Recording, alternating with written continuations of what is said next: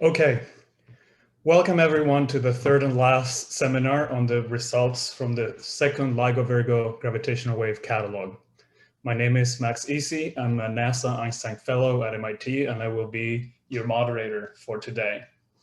Before we get started, do note that this webinar is being streamed both on Zoom and on YouTube.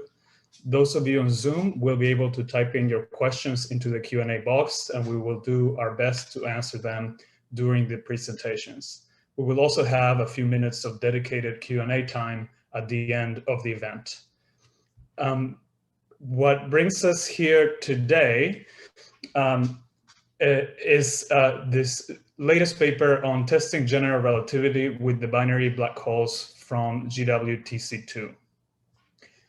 As you know, testing general relativity is one of the main objectives of gravitational wave science.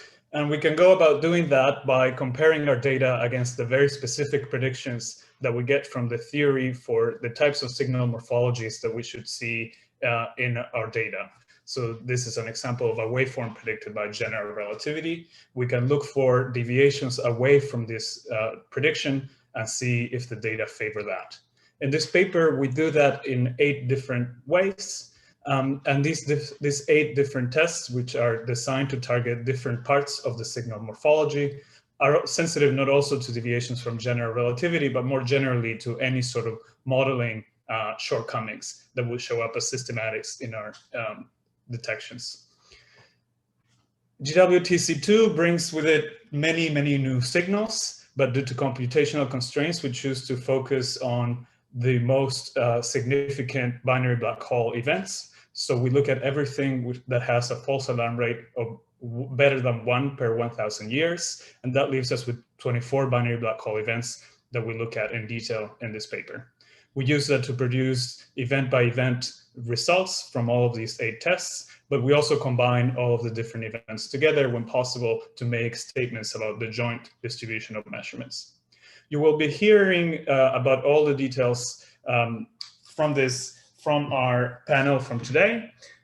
We have 4 panelists that will be fleshing this out. Sergei Osokin from the Albert Einstein Institute in Potsdam, Geraint Pratton from the University of Birmingham, Rico Lowe from the California Institute of Technology, and then Radha Gupta from the University of Mississippi. Needless to say, we are all extremely happy to be representing the work of the many, many LIGO Virgo colleagues that have made this possible. To get started, I will hand it off to Sergei, who will start telling us about the most generic type of tests that we carry out, the consistency tests. So Sergei, take it away.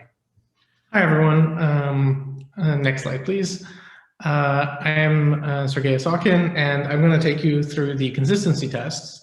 The first test I'd like to talk about is the residuals test.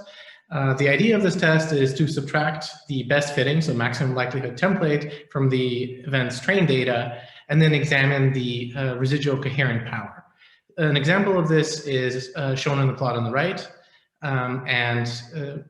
For data around GW150914, here what is shown is the power in the time frequency plane. In the top, you can actually see the signal, whereas the bottom shows what happens when we subtract the best fitting GR template. To be more quantitative, what we actually do is that we compute the 90% upper limit on the residual SNR using Bayes-wave. And then we want to compare this to the SNR we expect from noise. To do so, we examine about 200 times around each event, and again compute the SNR, which allows us to construct a p-value, so the probability that we can get an SNR equal to or greater than the residual SNR just from noise. Now, if the GR model is a good fit to the data, then we expect 2 things to happen. First of all, there shouldn't be any correlation between the SNR of the event and the residual SNR, since the residual SNR should be only a function of the state of the detectors at the time. And of course, we should find that the p-values indicate consistency of the residual power with noise. Next slide, please. The plot on the right shows the residual SNR, so the 90% upper limit, as a function of the SNR of our best fitting template. Here, the 2 diamonds correspond to the lowest and largest p-values, with blue being the lowest and red being the largest. And the open circles are events from GWTC1. From this plot, you can see that our first expectation is indeed fulfilled. There's indeed no correlation between the SNR of our GR template and the residual SNR. Next slide, please.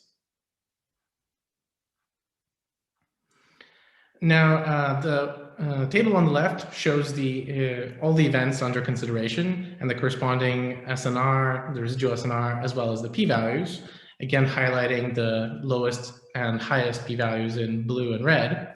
The most important thing to take away is that all the p-values in this table are consistent with all the coherent power, residual power coming from noise fluctuations in the detector. If we assume that this is indeed the case, then we expect that the p-values are distributed uniformly between 0 and 1. To test this, we create a PP plot, which is shown on the right, where the null hypothesis, being that all the coherent power, residual power is coming from noise, is the dashed diagonal line, and our measurement is the blue solid line, which one can see lies within the uncertainties, which are the band, consistent with the null hypothesis. So we can conclude that we find no deviations from GR with our residual test. Next slide, please. The second test I want to describe is the in-spiral merger ring-down consistency test. If general relativity is correct, then the final state of a binary black hole merger should be a Kerr black hole, which is uniquely specified by its mass and spin. These final mass and spin can be inferred from both the low frequency and high frequency regime of our signal. And the two estimates should be consistent with each other. So what we do is that we use parameter estimation on the full signal and some numerical relativity calibrated fits to infer the final masses and spins, and use those to construct a cutoff frequency, which I denote here by FC, which splits the waveform into an in-spiral and a post-in-spiral regime. You can see that shown pictorially in the waveform plot. And once we have this FC, we repeat our procedure, first using frequencies below the cutoff frequency to obtain an in-spiral estimate for the final mass and spin, and then above the cutoff frequency to get the post-in-spiral estimates. Next slide, please. From these, we construct dimensionless deviation parameters, delta MF over MF and delta KF over KF, that we'll actually examine as deviations from GR. For the IMR test to be applicable, of course, both the in-spiral and post-in-spiral regimes must contain enough information. As a proxy for this, we impose a cut on SNR. In particular, we demand that both the in-spiral and post-in-spiral regime have an optimal SNR above 6. Additionally, we find that we need the events to have the detector frame total mass to be below 100 solar masses to avoid a large bias. This is because for events larger than 100 solar masses, the in-spiral is quite short. Finally, unlike results in the GWTC1 paper, we actually reweight the posteriors using priors which are uniform in the deviation parameters, which are defined on the left. Next slide, please. Before diving into the results, it's worth taking a step back and considering the issue of waveform systematics, which will come up a few times for different tests that will be covered in this webinar. Now, the general relativity waveform models that we use for our analysis do not exactly correspond to the true GR signal. And this is due to two considerations. First of all, the approximations that we make when we construct these models. So for example, the theoretical underpinnings like post-Newtonian theory, exactly how we assemble our model, how we incorporate numerical relativity information, how accurate that information is, etc. And the second consideration is the physical content of the model itself. Such as whether we include modes beyond the dominant quadruple, we allow precession of the orbital plane and the spins, and others. Of course, any such systematic effect will affect tests that seek to measure deviations from general relativity. So in order to gauge the impact of such uncertainties, we usually perform our analyses with multiple independent waveform models. and then look at the impact systematics have on the final results. And this is something you will see for other tests as well. Now, the three most frequently encountered families, some of which you will see in this webinar, are IMR Phenom, which is a phenomenological PN-based model, including calibrations to numerical relativity, the SEOB family, which is the effective one-body models that remap the relativistic two-body problem to an effective one-body problem, also including calibrations to an R, and finally the NR surrogate, which directly interpolates in our waveforms where those are available. For the MR consistency test that we're talking about, we use two waveform models, IMR Phenom PV2 and SEBinary V4 raw. Next slide, please. So without further ado, let's look at the results. Here, what's shown are the 90% credible regions in the delta MF, delta KF plane. So the GR prediction here would be 0, 0. And you can see these 90% contours. Here, the colors represent the detector frame total mass. You can see that almost all the events enclose the true GR value. The two events that do not are 1908-14, which has a low detector frame total mass and some prior effects in the post-inspiral analysis, known effects. And the second one is 1708-23, which actually does include the GR value at the 93% level. Now, of course, we want to combine all the results together. If we make a restrictive assumption that the deviations are actually shared among all the events, then we can go ahead and just multiply all the posteriors together. And that's what's shown as the gray band and the gray distributions. And you can see that indeed everything is consistent with general relativity. Now, the results that are shown here are with the MR Phenom PV2 waveform. If we repeat the same procedure, we get the results in the next slide. Here, we see the results with SEBinary V4 ROM, and the most important thing is that they're qualitatively consistent with what we saw in the slide before. Next slide, please. Now, we want to remove this restrictive assumption that, in fact, we have shared values of the deviation parameters. In order to do so, what we do is that we model the deviations for every event in our pool as coming from a joint distribution, common distribution, which we take to be a Gaussian distribution with an unknown mean mu and standard deviation sigma. General relativity would be recovered for this particular test when both mu and sigma are 0. When we have the distribution of mu and sigma, we can go ahead and actually marginalize over these population parameters. So this is what's given by this integral. Here, x represents either delta mf over mf or delta kf over kf, and we do the analysis separately for the two deviation parameters. The results are shown in the figure on the right. Here, the solid lines are the results from GWTC2, while the dot dash lines are for GWTC1. We find that the results are completely consistent. So the fractional deviations are consistent with 0, that is with general relativity, and that compared to GWTC1, the posterior for the final mass is slightly narrower. So we have improved the accuracy of this test. Just to conclude, I would say that we find that general relativity is completely consistent with the results of our IMR consistency test. And now I'm going to pass it on to Geraint, who is going to describe source dynamics. Hi, so I'm Geraint Patton, and I'm going to be talking about parameterized tests with gravitational wave source dynamics. If you can go to the next slide, please. But first of all, why do we consider parameterized tests? Well, unfortunately, we still lack a suite of mature alternative theories of gravity, and there's a number of theoretical obstacles, such as are these theories well posed? Are they physically viable? And importantly, do they provide well-defined predictions for the emitted gravitational wave signal from a standard compact binary coalescence?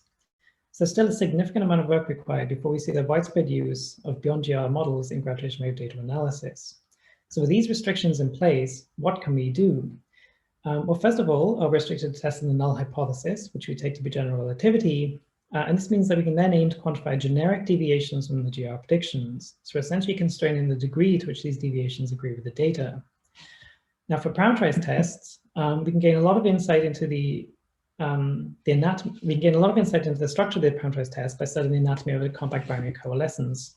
So here I've plotted a numerical relativity waveform, and there's a number of key different regimes that come into play. And these will set the structure for these parameterized tests, as I said. So if we start off from the first on the left-hand side in blue, we have what's called the in spiral. So this is when the two objects are sufficiently far apart, they're orbiting each other and emitting gravitational radiation. Now here we say that they're moving slowly, so the velocities are below the speed of light. And this means that analytical approximations, such as Post-Newtonian theory, are applicable. This is a perturbative expansion of the Einstein field equations, empowers the velocity over the speed of light. Now, as the binary in spirals, the velocities can become comparable to the speed of light, and this means that this perturbative expansion breaks down. So now we're hitting this green regime where our approximations are beginning to fail. And this means that we must appeal to numerical relativity simulations to really understand the physics and the structure of this merger regime in red.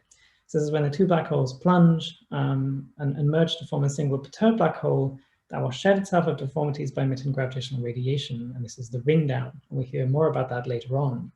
But these different regimes all set the structure for the parameterized tests. So if we go to the next slide, we see that we can write an in-spiral merger ring down waveform in terms of frequency-dependent amplitude and phase. Now we could consider corrections to both the amplitude and phase. Here we consider only phase corrections. Amplitude corrections are something that we're in principle less sensitive to and can also in part be reabsorbed into the uncertainty on the detector response. Now, if we look at the phase, we can use the insight from the previous slide to break it down into three distinct regions. Now, the first region, as I said, was this in spiral. This is this slow motion regime where the coefficients are analytically known in general relativity through the post-Newtonian approximation. So this is a perturbative expansion in terms of powers of the velocity, or equivalently in terms of the gravitational wave frequency. So here we have various post-Newtonian coefficients, and these various coefficients encode different physical effects. So we have different types of spin couplings, spin orbit couplings, and so forth that occur at different Pn orders. So high Pn orders, so high corrections in terms of velocity over, etc., velocity of the speed of light, come in at higher powers of frequency. But this provides the perfect baseline into which we can introduce parameterized deformations.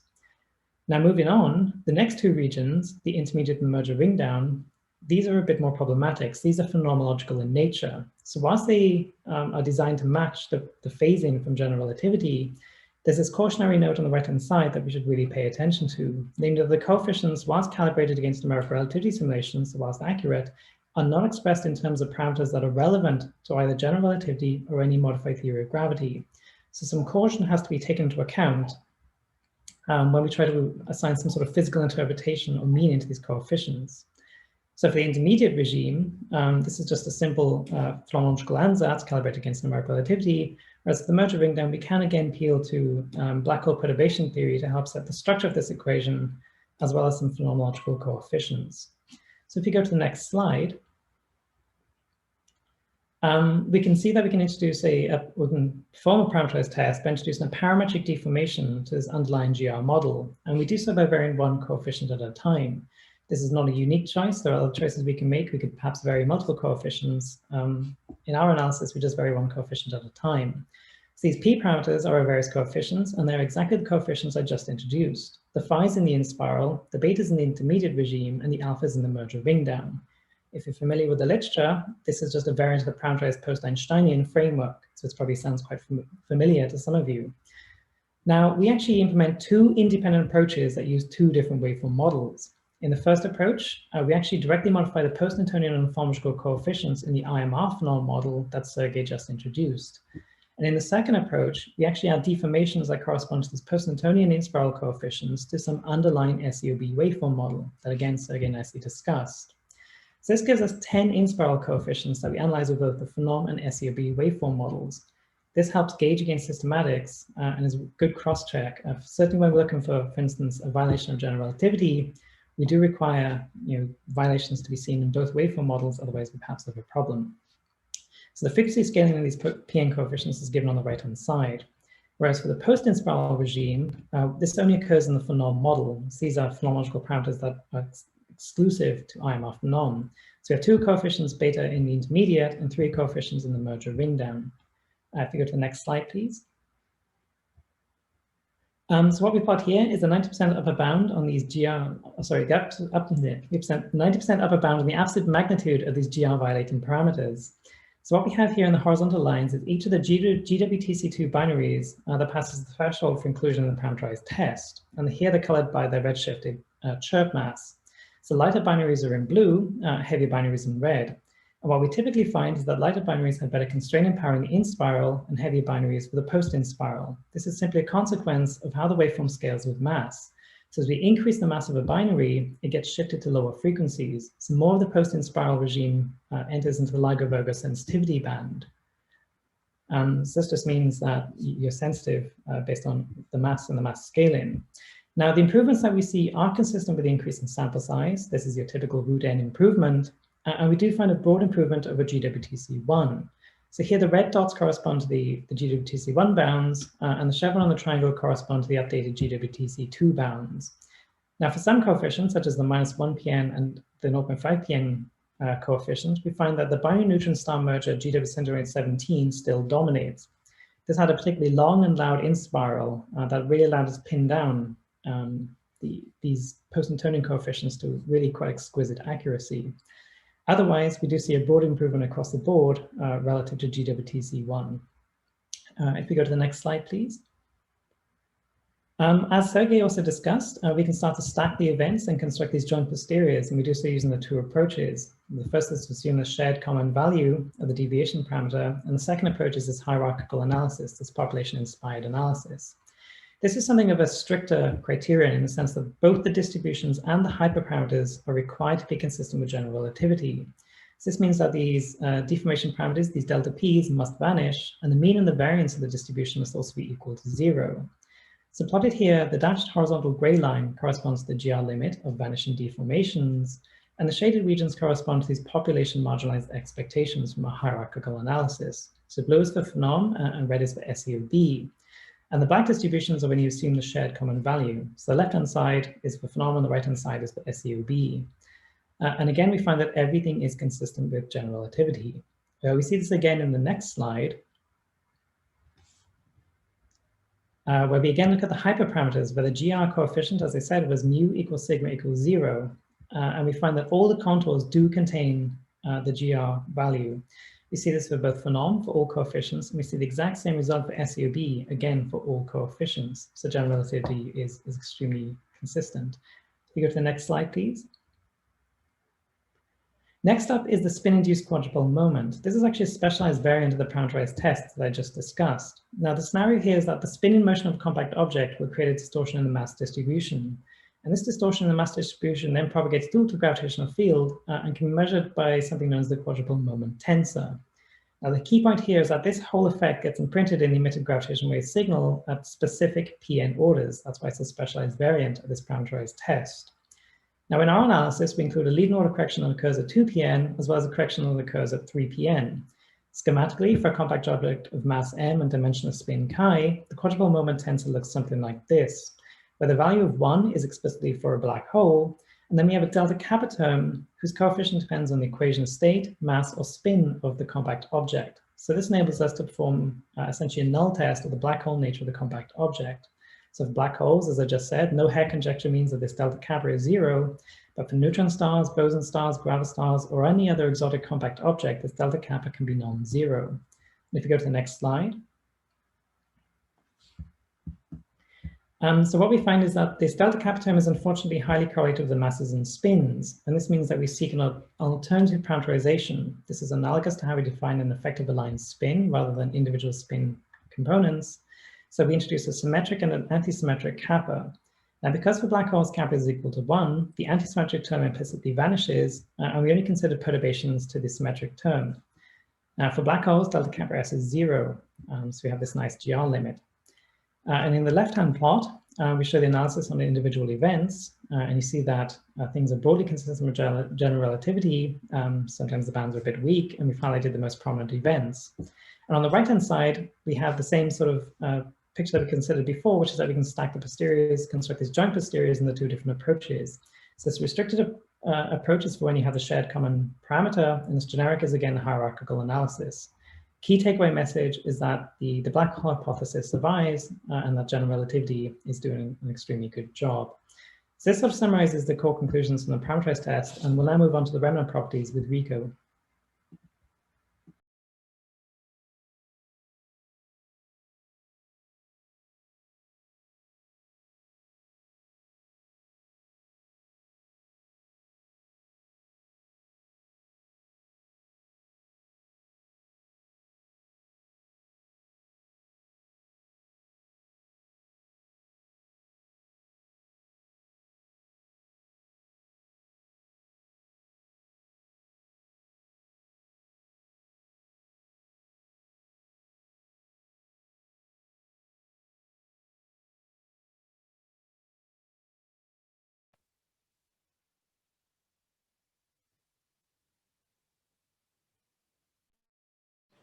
Can people hear me now? Sounds good now. Oh, excellent. Oh, yeah. So let me take over and talk about remnant properties by analyzing the post-merger part of the signal. Next slide, please.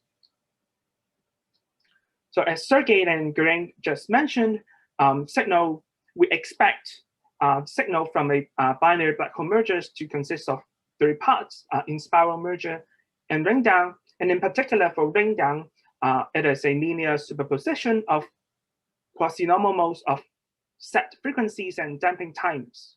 And by the virtue of no-hair theorem, these frequencies and damping times depend only on the final mass and final spin.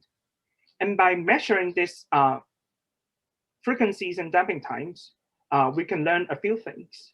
First, by assuming the remnant is indeed a curved black hole, we can actually infer the final mass and final spin independent of the spiral part of the signal, and that gives us some sort of an IML consistency test. And the second thing is that we can do a test of GR, where we compare the measured frequencies and damping time with GR predictions. Before diving into the details, let me qualitatively summarize the key results. The first thing is that the measurements of the final mass and spin, they're consistent with the measurement using the full IML signals. And the second is that the inverted quasi-normal frequencies and damping times are consistent with the black hole perturbation theory calculations. Next slide, please. So first, let's talk about measuring the remnant mass and spin. And here we are using 3 different ring-down-only waveforms. The first one is called the curve 2 to 0, which include only what we call the 2 to 0 mode, the least damped mode. The second waveform is called the curve 2 to 1, which include both the 2 to 0 mode and 2 to 1 mode. That is the fundamental mode and the first overtone. And the third waveform that we use here is called curve HM, which include all the fundamental modes up to L equals to 4. And apart from measuring the final mass and spin, we can also quantify the contribution of, for example, higher modes in ring down by comparing the evidence of the curve HM model with the curve 2 to 0 model. And similarly, we can quantify the contribution of overtones by comparing the evidence of the curve 2 to 1 model with the curve 2 to 0 model. Next slide, please. Here I show a visualization of the final mass and final spin measurement using the 3 ring-down-only waveform models and also the measurements using the full IML waveform. And here I'm showing the 90% credible interval, and the markers label the median. And on the left is the final mass in detector frame, and on the right is the final spin. Let's first look at the final spin. As you can see, we did not really measure the spin very well using the ring-down-only waveforms, but they are nonetheless consistent with the full IML measurements. And on the left, we show the measurement on the final mass, and they are better measured compared to the final spin when using the ring-down-only waveforms, but they're also consistent with the full IML measurements. Next slide, please. If we look at the column for the log-based factor of higher modes HM versus 2 to 0, where a positive value indicates that the data prefer the Kerr HM model more than the Kerr 220 model, and vice versa. And we can see that the values are all very close to 0, meaning that we do not see significant evidence of higher modes in ring down. And in particular, the highest log base factor is just 0.61, which is small. Next slide, please. Now we can move on and talk about constraining the fractional deviation of the quasi-normal mode frequencies and damping time from the GR value. And here, we write the effective frequency and damping time as the GR values time 1 plus the fractional deviation. And for this particular analysis for the 220 mode, we are using the full MR waveform, and we get the final mass and spin information of the black hole from the in-spiral part. And here, the plot shows the contour for the 90% quadruple region, and the gray line are showing the GR values, namely delta F and delta tau are equal to 0. And using the hierarchical analysis, we constrain delta F 220 to be roughly 0.03 plus or minus roughly 0.4. And for the damping time, we constrain delta tau 220 to be 1.6 with a wider uncertainty of roughly plus or minus 1 using the hierarchical analysis that we just mentioned. Next slide, please. Here we did the same thing, but for the 221 mode, the first order tone. And in particular for this analysis, we are using only the ring down part of the data, where the final mass and spin are instead invert from the fundamental mode. And here we're only showing the contours for 3 events as examples, but we actually use more events in the hierarchical analysis for constraining the delta F 221, where we get the delta F 221 to be roughly 0.04 plus or minus roughly 0.3. But for delta tau 221, they're virtually unconstrained because they're very difficult to measure. And we can also compute a log-odds ratio to summarize the level of disagreement with general relativity of the 221 mode, and we get a value of minus 0.7, which show that what we observe are consistent with general relativity. Next slide, please. And next, let's talk about gravitational wave echoes. If the remnant compact object is not a classical black hole, and instead it is what we call an exotic compact object, where the would-be event horizon is replaced instead by a reflective surface. And we expect to see what we call echoes, which are essentially modulated and repeating quasi-normal modes after the ring down in the post-merger part of the signal. So instead of seeing in-spiral merger and ring down, we expect to see in-spiral merger ring down echoes, what we call the IMRE model. This is because the light ring of the exotic compact object and the reflective surface effectively form a cavity trapping the gravitational wave, and the echoes are the gravitational wave leak through the potential barrier. It would be a smoking gun evidence for a black hole mimicker if we detect these gravitational wave echoes. Next slide, please. So here we analyze 31 BBH from GWTC2, which include both O1, O2, and O3A passing the far threshold. And here, a positive log base factor means that the IMRE model is preferred over the IML model by the observed data and vice versa. And looking at the table, we see that there is no significant evidence of gravitational wave echoes in the data. And in particular, highlight here the quote-unquote the most significant event, GW 190915, has a log base factor of only 0.17.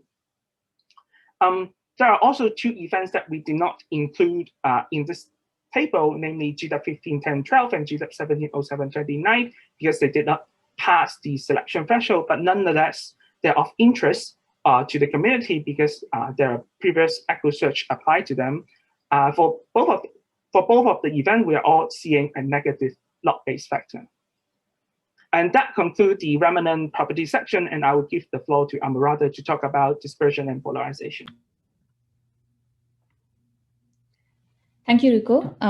So I'm going to talk about the dispersion of gravitational wave in the space-time between the source and the detector, and also the content of polarization modes in the gravitation wave signal. Next slide, please. So we know that when a white light passes through a prism, different frequencies refract at different angles, and it causes a rainbow. And this is because of a phenomenon known as dispersion. Gravitational waves travel from sources to the detector, traveling long distances, and they can also disperse. And here we are testing whether the space-time has a frequency-dependent refractive index for the gravitation wave or not. So to do that, we employ a generalized dispersion relation as shown on the top left corner of this slide. And here A alpha and alpha are our phenomenological parameters in different theories of gravity, which include Lorentz invariance violating theories. Different values of alpha and A alpha means A alpha and alpha can take different values. For example, in GR, A alpha is 0 for all alpha values. And for example, in a massive gravity theory, alpha is 0 and A alpha has to be positive. And this also gives us the mass of the graviton. And note that the mass of the graviton is 0 in GR. Next slide, please. So in our analysis, we assume different values of alpha ranging from 0 to 4 in the step of 0.5. We do not consider alpha is equal to 2 case because in that case, the speed of gravity changes in a frequency independent manner, and it is totally degenerate with an overall time delay of the signal at the detector.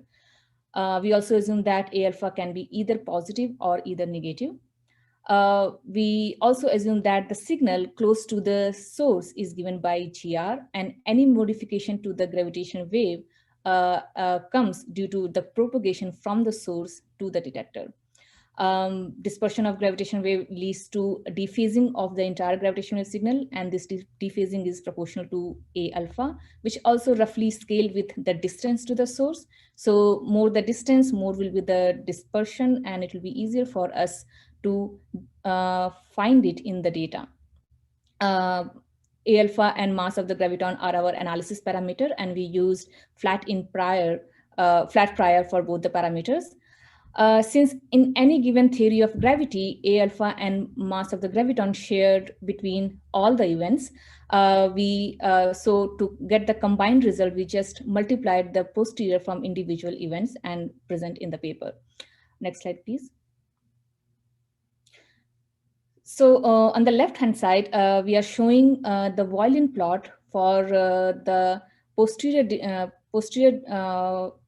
distribution function for A alpha having both negative and positive values.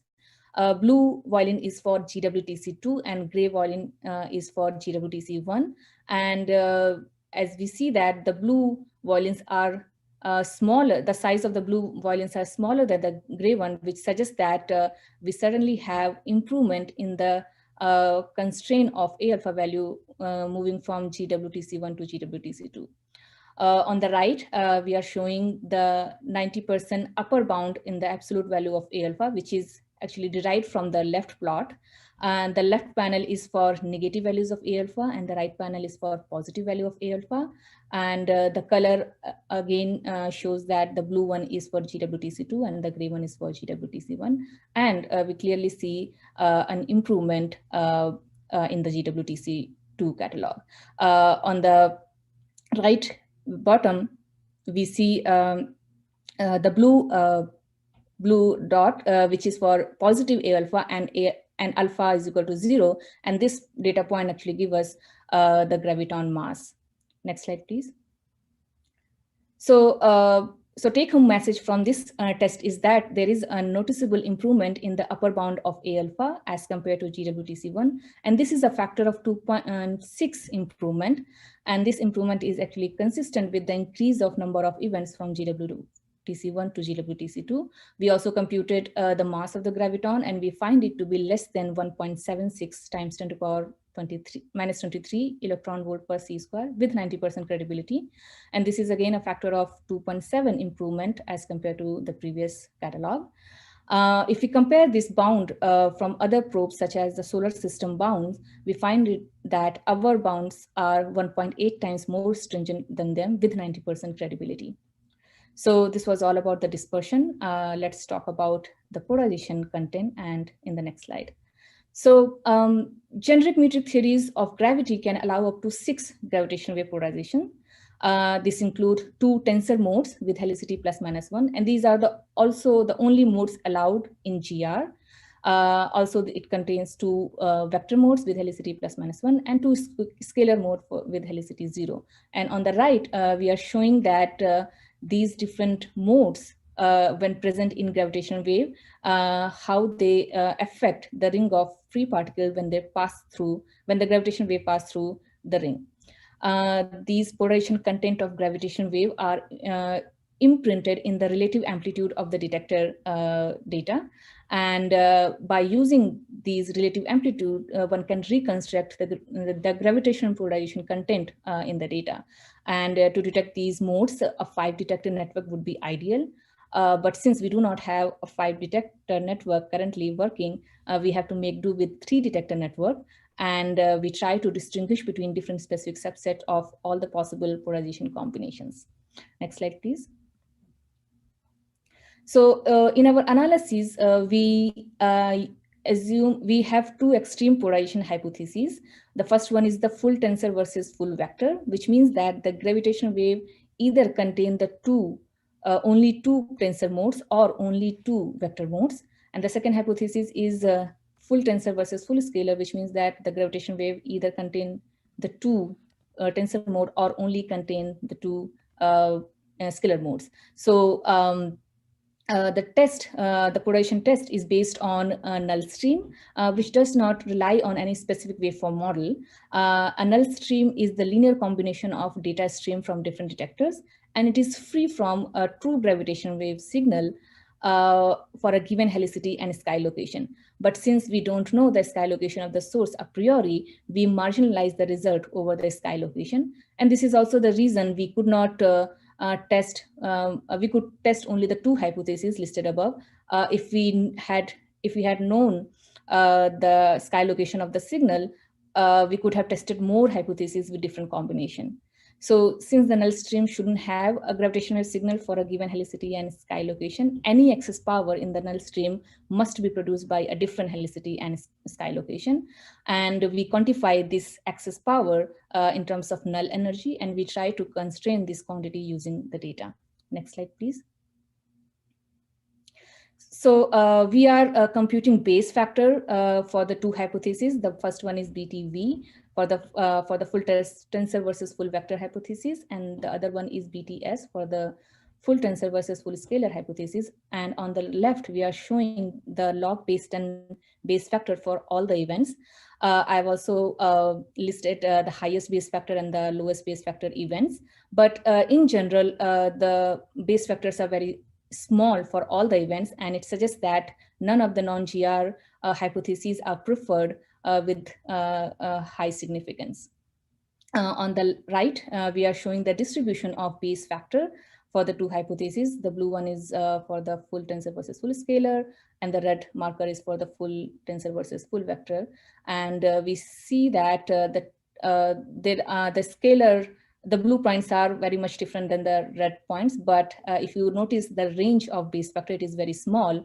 And again, the results are not very conclusive. But the difference between the blue point and the red points can be explained by the intrinsic geometry of antenna pattern for the LIGO Virgo detector, which suggests that it is easier to distinguish the scalar modes in the data. Our bounds here are somewhat less informative as compared to the previously reported bounds, and this is because in our method we do not rely on a specific waveform model, and the only thing we use is the data, and data has noise, and hence the bounds are weaker. And we hope that with in future with better quality data, then the bounds will improve. So I will, this was all about the polarization. So I will now hand over to Max. Okay, I will briefly conclude by noting that out of the 24 events that we have looked at, and this using these different 8 different tests that you just heard about, we have found no statistically significant evidence for deviations from general relativity or for unknown systematics. However, we have used our results to improve the constraints on subparameters of interest with respect to our previously published results with GWTC1. And that includes, for example, the post-Newtonian coefficients governing the dynamics of the source, or the parameters controlling the dispersion of gravitational waves. And we are tightening these deviations on these parameters with respect to the prediction from general relativity by factors of 2 or 3, depending exactly on what number you're looking at. But this is not just more of the old stuff. We have a lot of new content in this paper discussing new analyses that were made possible by the increased number of gravitational wave detections, but also by the greater range in their properties. For example, having more massive systems allows us to take a deeper look at the remnant properties, which you heard about when we talked about ring downs and echoes. And we also have the test of spin-induced quadruple moment, which we had not carried out in the past. We have also introduced a number of new statistical techniques in the area of testing general relativity to actually leverage this large population of signals. And this will become more and more important as we continue to detect more events. So note that this was about all about the first half of the 3rd LIGO Virgo observing run. Our colleagues and us are already hard at work processing the second half of the 3rd observing run. So you should stay tuned because there's a lot more to come. With that, I will open it for questions. If you have any, please type them into the Q&A box and one of us will answer them. Let me see.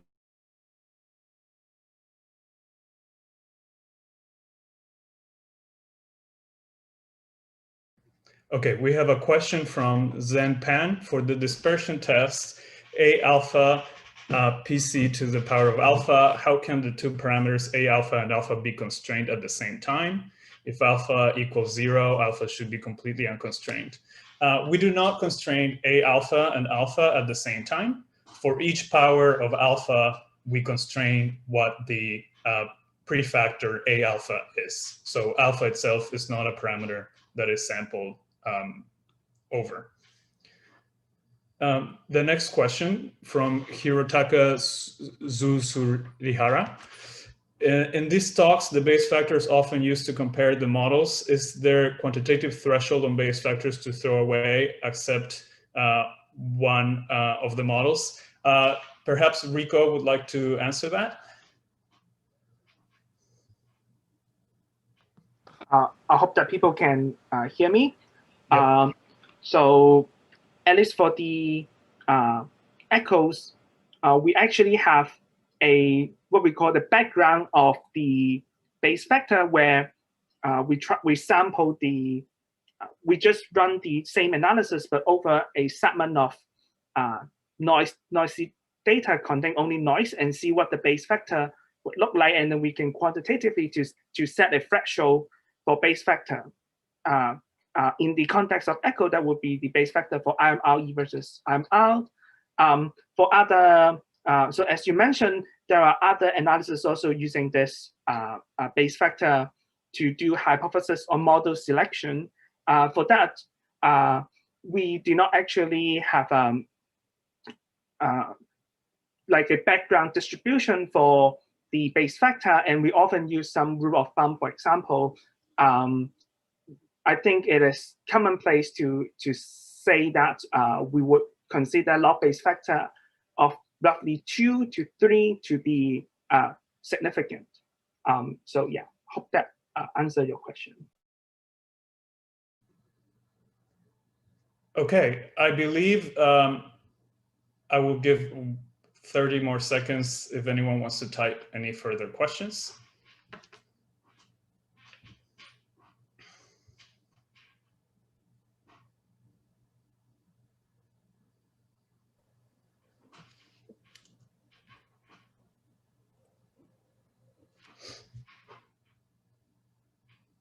If not, This concludes our seminar for today, as well as the series of webinars on the LIGO Virgo results from this GWTC2. We thank you for joining us and have a good day. Goodbye.